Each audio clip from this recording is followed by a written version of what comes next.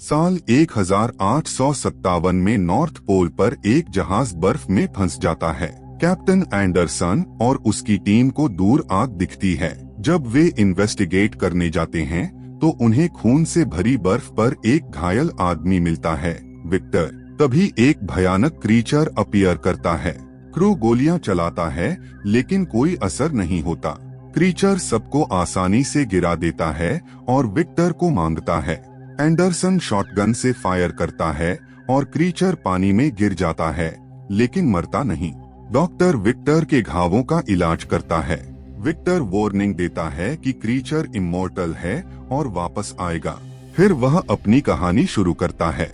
Victor एक cruel surgeon Leopold का बेटा है। उसकी मां की डेथ हो जाती है जब दूसरे बेटे विलियम की डिलीवरी होती है। लियोपोल्ड सारा प्यार विलियम को देता है और विक्टर को इग्नोर करता है। विक्टर अपने फादर को ब्लेम करता है और प्रतिज्ञा करता है कि वह लाइफ और डेथ को कॉन्कर करेगा। लियोपोल्ड की मौत के बाद विक्टर मेडिसिन में मास्टर्स करता है। साल 1855 में रॉयल कॉलेज में विक्टर एक डेड बॉडी के पार्ट्स जोड़कर इलेक्ट्रिक करंट से हिलाता है। बॉडी एक बॉल कैच करती है, प्रूफ करते हुए कि ब्रेन फंक्शन कर रहा है। लेकिन प्रोफेसर्स इसे अनहोली डिक्लेयर करते हैं। हेनरिक नाम का एक आदमी विक्टर को अप्रोच करता है। वह कहता है कि विक्टर का भाई विलियम उससे मिलने आएगा अपनी फियांसी एलिजाबेथ के साथ। हेनरिक विक्टर को एक अबैंडन्ड कैसल और सारे रिसोर्सेज देने का ऑफर करता है। विक्टर विलियम और एलिजाबेथ से डिनर में मिलता है। बाद में हेनरिक उसे अपनी लैब सेटअप करने में हेल्प करता है। विक्टर बॉडीज कलेक्ट करता है लेकिन एक्सपेरिमेंट फेल होता रहता है। एलिजाबेथ लैब विजिट करती है और विक्टर उसे किस करने की कोशिश करता है। एलिजाबेथ मना कर देती है। हार्ट ब्रोकन विक्टर को फाइनली इंस्पिरेशन मिलती है। वह बैटरी कनेक्शन बदलता है और बॉडी हिलने लगती है। हेनरिक और विक्टर बैटल फील्ड से बॉडीज लाते हैं।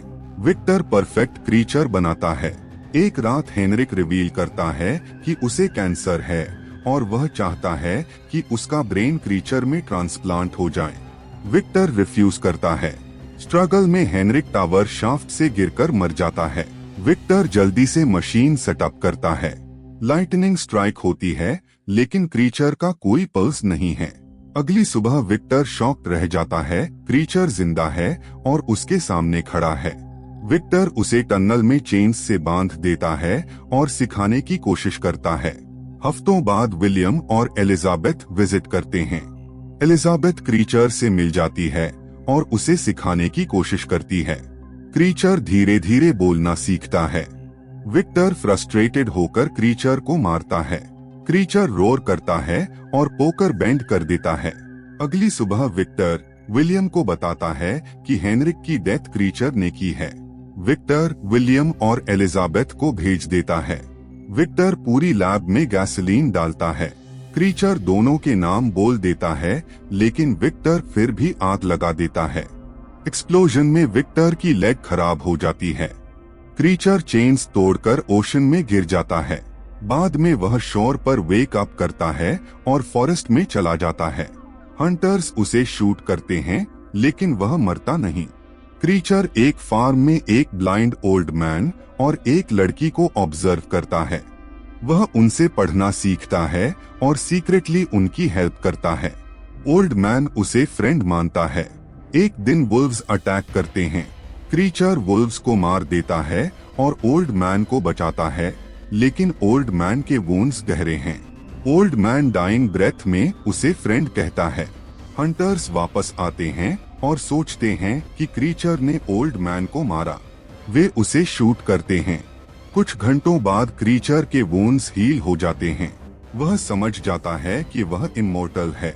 क्रीचर डिस्ट्रॉयड कैसल में विक्टर के नोट्स पाता है और उसका एड्रेस डिस्कवर करता है। अब वह अपनी एटर्नल लाइफ के लिए एक कंपेनियन चाहता है। विलियम की वेडिंग की रात क्रीचर विक्टर के रूम में अपीयर करता है और कंपेनियन बनाने को कहता है। विक्टर रिफ्यूज करता है तो क्रीचर उसे पूरे रूम में थ्रो करता है। एलिजाबेथ नॉइज सुनकर आती है। विक्टर शूट करता है लेकिन बुलेट एलिजाबेथ को लग जाती है। एलिजाबेथ क्रीचर से कहती है कि उसे ले जाएं। क्रीचर उसे केव में ले जाता है। एलिजाबेथ कहती है कि उसने अपनी जगह क्रीचर में पाई है और मर जाती है। विक्टर केव में आता है। क्रीचर विक्टर से पूछता है कि वह उसे क्यों नहीं मार देता। फिर क्रीचर भाग जाता है। विक्टर पागलों की तरह उसका चेस करता है। हफ्तों का चेस नॉर्थ पोल तक पहुंचता है। क्रीचर विक्टर की बची हुई लेग तोड़ देता है। फिर वह डायनामाइट पाता है और विक्टर को इसे लाइट करने के लिए फोर्स करता है। एक्सप्लोजन होता है, लेकिन क्रीचर फिर भी जिंदा रहता है। यही मोमेंट है जब एंडरसन की क्रू उन्हें पाती है। प्रेजेंट में विक्टर क्रीचर का हाथ पकड़ता है और माफी मांगता है। वह उसे माय सन कहता है और जीने को कहता है। क्रीचर कहता है कि वह उसे माफ कर देता है। विक्टर फादर सुनकर शांति से मर जाता है। क्रीचर उसके फोरहेड पर किस करता है। बाद में क्रीचर थैंक्स के तौर पर जहाज को बर्फ से फ्री कर देता है। जैसे जहाज दूर जाता है, क्रीचर सूरज को देखता रहता है, बिल्कुल वैसे ही जैसे विक्टर ने उसे सिखाया था। यह है विक्टर फ्रैंकेनस्टीन की ट्रैजिक कहानी। अगर आपको वीडियो अच्छी लगी हो तो एक लाइक जरूर करें और चैनल सब्सक्राइब करना ना भूलें।